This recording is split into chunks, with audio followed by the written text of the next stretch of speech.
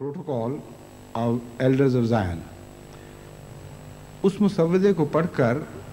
वो ऐसी दहशत ज़दा हुई और ऐसी खौफनाक उसमें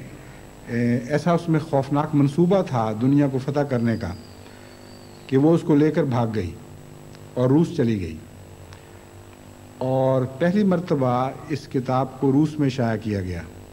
फिर 1905 में पहली मर्तबा इसका अंग्रेज़ी तर्जुमा शाया हुआ। तो बहरहाल ये वही दौर है जब एक तरफ उन्होंने एक मख्फी मंसूबा तैयार किया और दूसरी तरफ एक ज़ाहिरी मंसूबे का ऐलान किया। और ये जो ज़ाहिरी मंसूबा है ये इसके मुतल्लिक़ कोई कंट्रोवर्सी नहीं है, कोई इख्तलाफ नहीं है। यहूद कहते हैं कि हाँ हमारा मंसूबा था और हमने दुनिया में इसको ज़ाहिर किया है। वो सिर्फ इतना था कि हुकूमतों के ताल्लुकात के लिहाज से दूसरे असरात को बढ़ाने के लिहाज से हम एक मुनज़्ज़म जिद्दोजहद करेंगे जिसका मकसद ये होगा कि इसराइल को अपना एक अलग घर बतौर रियासत के मिल जाए। तो जो दूसरा मंसूबा था उसका मकसद था कि इसराइल यूनाइटेड नेशंस के ज़रिए, और उस ज़माने में अगरचे यूनाइटेड नेशंस का कोई तसव्वुर भी मौजूद नहीं था, लीग्स ऑफ नेशंस भी नहीं थी, उसके बावजूद उस मंसूबे में ये सब कुछ ज़िक्र मौजूद है। और इस स्कीम के ज़िक्र के बाद वो मंसूबा आखिर ये इरादा ज़ाहिर करता है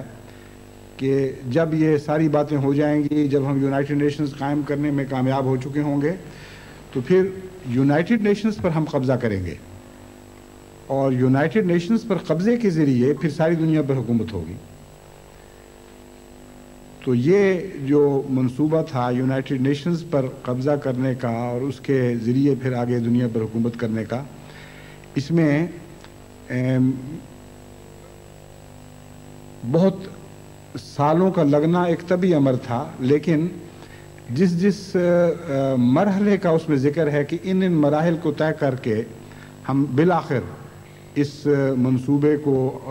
पाया तकमील तक पहुँचाएँगे, वो तमाम मराहिल उसी तरह वक्तन फ़वक्तन तय होते रहे। चुनाचे जब यहूद ने इस मंसूबे से क़ता तल्क़ी का ऐलान किया और कहा कि ये हमारी तरफ मंसूब किया गया है, हमारा मंसूबा नहीं है, तो इस पर दुनिया के उलमा और सियासतदानों और दानिशवरों ने बड़ी बड़ी बहसें उठाईं, कई अदालतों में इस पर मुकदमाबाजियाँ हुईं। इंग्लिस्तान के एक प्रोटेस्टेंट ने इस पर बहुत तहकीक की है और उसने एक किताब शाया की जिसका नाम है वाटर्स फ्लोइंग ईस्टवर्ड्स।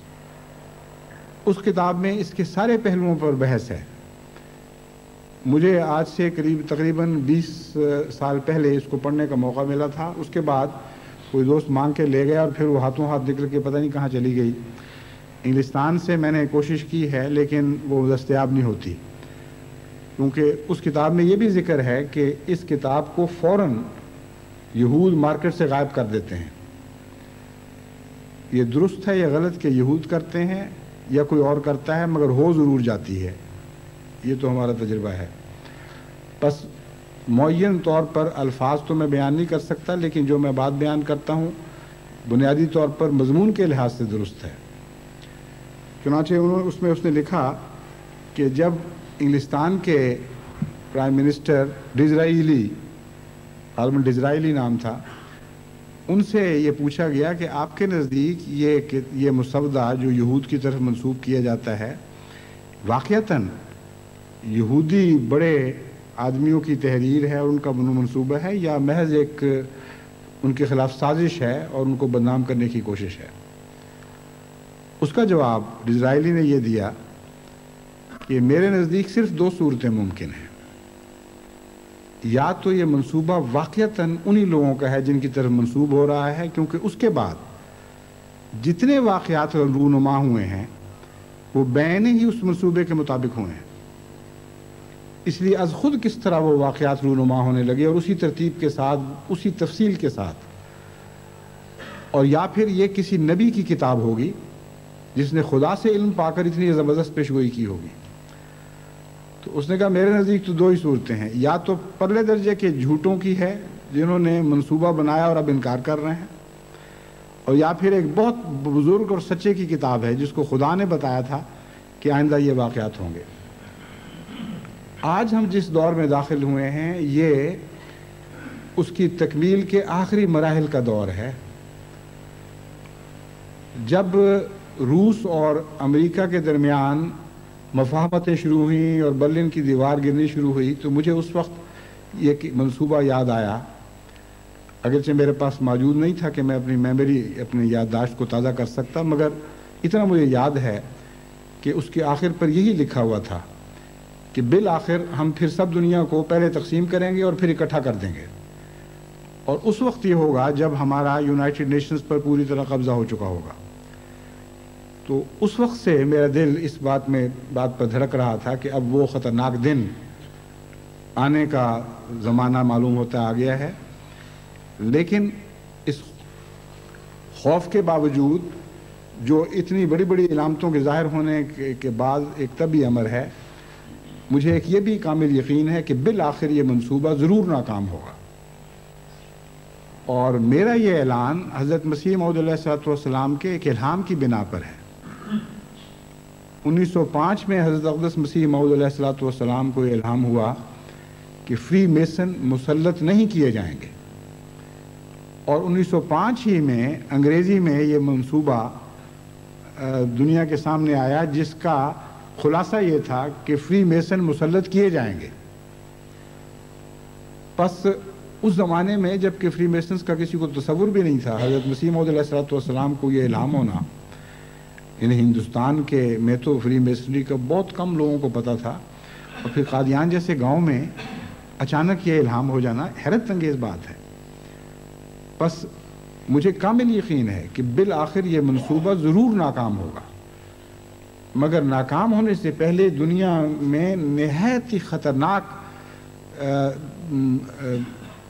زہر پھیلا چکا ہوگا، بہت سے آتش فشاں پھٹ چکے ہوں گے، اس کے نتیجے میں بہت سے زلازل واقع ہو چکے ہوں گے، بہت سی تباہیاں آئیں گی، بہت سی مصیبتوں میں قومیں مبتلا ہوں گی، بہت بڑے خطرناک دن ہیں جن سے ہمیں گزرنا ہوگا، کیونکہ اتنا بڑا منصوبہ اچانک خود بخود ناکام نہیں ہوا کرتا۔ پوری کوشش کے بعد یہ منصوبہ اپنے سارے پرپرزے نکالے گا، اور اس کی ناکامی کے لیے خدا کی تقدیر جو مدافعانہ کوشش کرے گی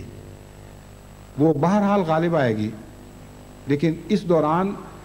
ہمیں اس ذہنی طور پر اس بات کے لیے تیار ہونا چاہیے کہ بنی نوع انسان بہت بڑے بڑے ابتلاؤں میں سے گزرے گے، اور انسان کو بڑی بڑی مشکلات کا سامنا ہوگا، اور کچھ حصہ اس میں سے لازماً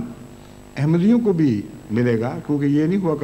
ہو سکتا کہ قومی عذابوں اور ابتلاؤں کے وقت سچوں کی جماعت کلیتاً بچ جائے، کچھ نہ کچھ تکلیف میں ضرور حصہ دار ہوتی ہے، لیکن یہ سب کچھ ہو جانے کے بعد بالآخر اسلام کی ترقی اور فتح اور احمدیت کے غلبے کے دن آئیں گے۔ یہ وہ آخری تقدیر ہے جو لازماً ظاہر ہوگی، اور وہی دراصل دنیا کا نظام نو ہے۔ وہ نظام نو نہیں ہے جو صدر بش کے دماغ میں ہے، جسے وہ نیو ورلڈ آرڈر کے طور پر دنیا کے سامنے پیش کرنا چاہتے ہیں۔